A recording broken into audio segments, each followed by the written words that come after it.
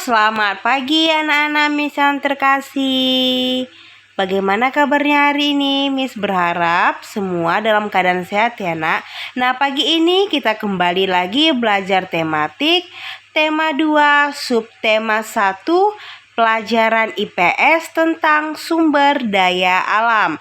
Nah, perhatikan ya video penjelasan yang Miss berikan. Kemudian ada lautan.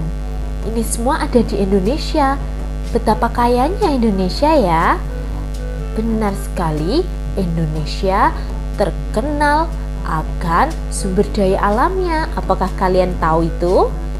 Banyak sekali sumber daya alam yang ada di Indonesia. Kita wajib melestarikannya ya, agar tetap bisa kita manfaatkan dengan bijak. Sekarang, apa sih yang dimaksud dengan sumber daya alam? Sumber daya alam atau SDA adalah semua kekayaan alam yang dapat dimanfaatkan oleh manusia untuk memenuhi keperluan hidupnya.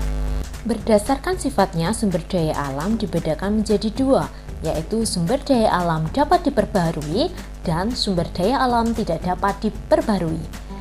Yang pertama, sumber daya alam dapat diperbaharui, yaitu sumber daya yang akan ada terus-menerus dan cepat pulih kembali.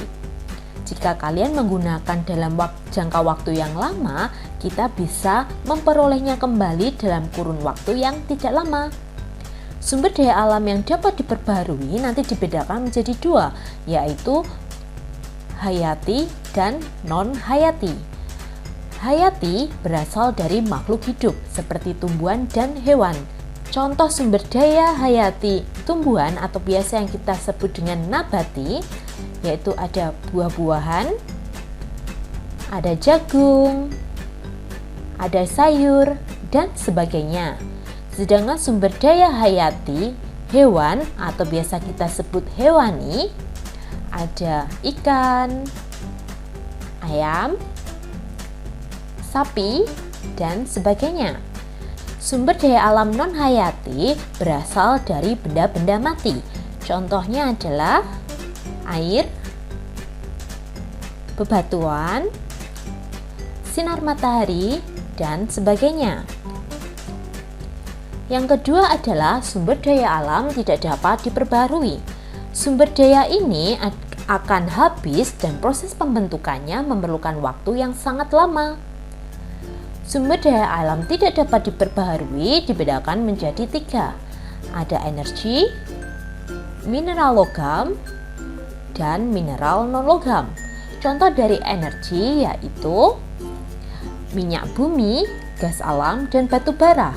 Untuk mineral logam seperti biji besi, nikel, emas, tembaga, dan sebagainya. Sedangkan untuk mineral non-logam seperti pasir, batu kapur, belerang, dan sebagainya. Sekarang, apa saja manfaat dari sumber daya alam yang ada di darat dan di laut? Kamu tahu bahwa Indonesia ini kaya akan sumber daya alamnya. Apalagi 2/3 dari bagian Indonesia adalah perairan. Oleh sebab itu, Indonesia dijuluki sebagai negara maritim. Lalu apa saja manfaat yang bisa kita ambil dari sumber daya alam laut kita? Yang pertama, perikanan. Perikanan Indonesia memiliki potensi sumber daya yang sangat besar. Jenis ikan yang dikonsumsi di perairan Indonesia antara lain ada cakalang, layur, tuna, kerang, udang, cumi-cumi, dan sebagainya. Hasil perikanan Indonesia selain berasal dari laut, para penelayan Indonesia juga melakukan budidaya perikanannya. Selain itu, hasil perikanan di Indonesia juga bisa kita ekspor. Yang kedua ada industri garam. Garam merupakan salah satu bumbu masakan yang dibutuhkan masyarakat Indonesia. Garam juga dapat bermanfaat untuk kecantikan dan kesehatan. Garam ini dibuat dari penguapan air laut. Sentra industri garam di Indonesia itu terletak di Gresik, Madura, Pati, Rembang, dan sebagainya. Garam laut dibuat dengan cara menguapkan air laut dengan bantuan sinar matahari. Kemudian ada rumput laut. Rumput laut merupakan sumber makanan kaya serat. Rumput laut merupakan bahan baku pembuatan agar-agar.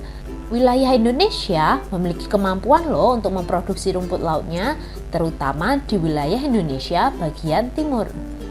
Selain itu, sektor yang paling terbesar dari sumber daya laut adalah dari segi pariwisatanya. Sebagai negara maritim, Indonesia memiliki banyak pantai. Nah, pantai ini sangat indah pemandangannya, sehingga bisa menarik para wisatawan dari negara kita maupun dari luar negeri. Sekarang pemanfaatan sumber daya alam yang ada di darat. Indonesia terkenal akan pertaniannya dan perkebunannya yang sangat luas. Beberapa manfaat yang bisa kita ambil salah satunya yaitu jagung dan padi. Jagung dan padi sebagai bahan makanan pokok di Indonesia. Kemudian ada sapi. Sapi bisa kita ambil daging dan susunya. Kemudian ada emas. Emas bisa kita manfaatkan untuk perhiasan. Itu semua adalah pemanfaatan sumber daya alam yang ada di darat maupun yang ada di laut. Kita sebagai manusia wajib untuk melestarikannya agar kita tetap bisa menikmatinya tanpa khawatir kehabisan. Semoga kalian semua sebagai generasi penerus bangsa ini